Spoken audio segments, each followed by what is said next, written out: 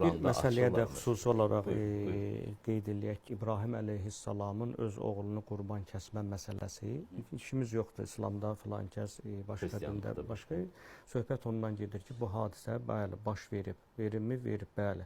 Sadəcə olaraq bunun hikmətinə biraz diqqət yetirmək lazımdır.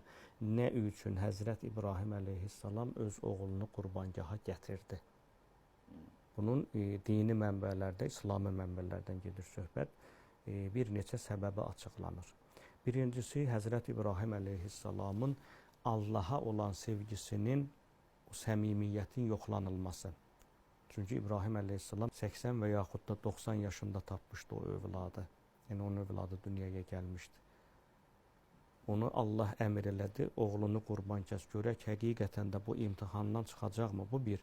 İkinci mühüm bir məsələ, nəinki Şumerlərdə müəllim qeyd etdi, eyni zamanda biz Misir mədəniyyətində də bunun görürük ki, övladın qurban... Xüsusilə qız uşaqlarının. Hətta Nil çayı ildə bir dəfə xüsusi bir ayini idi. Nil çayının daşdığı ərəfədə ən gözəl qızı seçib atardılar Nilə ki, Yunanlarda da var idi. Var idi, bəli, digər mədəniyyətlərdə. Apollon məbədləri.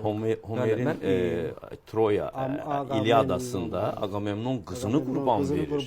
Və dünyaya göstərir ki, ordusuna ki, mən qızını qurban verir. Bütün mədəniyyətlərdə olduğuna görə Həzrət İbrahimə ona görə oğlunu kəs əmr olunur və hadisə baş verən anda Allah onu imkan vermir. Dəyişir ona görə ki, övladdan, insandan qurban olmaz.